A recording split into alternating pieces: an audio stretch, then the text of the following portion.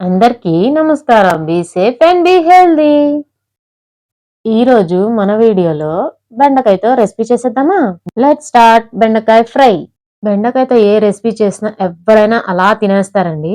బెండకాయతో curry అయినా, fry అయినా, side dish అయినా, బెండకాయ పులుసు అయినా సరే ఎవరైనా సరే ఆల్ టైమ్ ఫేవరెట్ అనే చెప్తారండి. స్టవ్ వెలిగించి బాండి పెట్టి 2 టేబుల్ స్పూన్ ఆయిల్ వేయాలండి. తర్వాత తిరుగుమాత గింజలు, ఎండుమిర్చి, కరివేపాకు, శుభ్రంగా కడుగు పెట్టుకున్న బెండకాయలు వేసుకోవాలి. కొంచెం పసుపు వేయాలి. బెండకాయల్లో జిగురు పదార్థం ఉంటుందండి. అలా జిగురు ఎక్కువ రాకుండా ఉండాలంటే వీడియోలో చూపిస్తున్నట్టు ముక్కలని అలా ఇలా పైకి కిందకి ఎగరేయండి.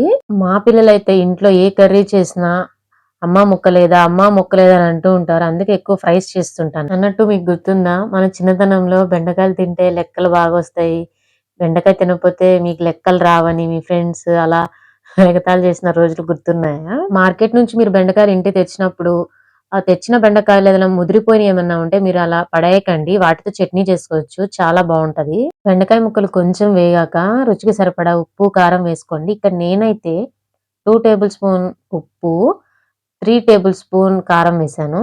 కర్రీ మొత్తం అయిపోయిన తర్వాత ఉంటే లాస్ట్ లో 2 చిన్నులపాయలు దంచివేయండి. చాలా చాలా టేస్టీగా ఉంటది.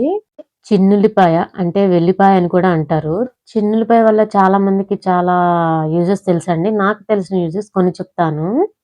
డైలీ మనం తీసుకునే ఆహారంలో ఏదో ఒక రకంగా చిన్నుల్లిపాయను గనుక మనం యాడ్ చేసుకోగలిగినట్లయితే మనిషికి చాలా ముఖ్యమైన రోగనిరోధక శక్తి అంటే ఇమ్యూనిటీ పవర్‌ని మనం ఖచ్చితంగా ఇంప్రూవ్ చేసుకోవచ్చండి. గుర్తుపెట్టుకోండి.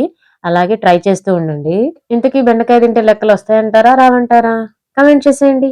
Okay friends. By by. Take care.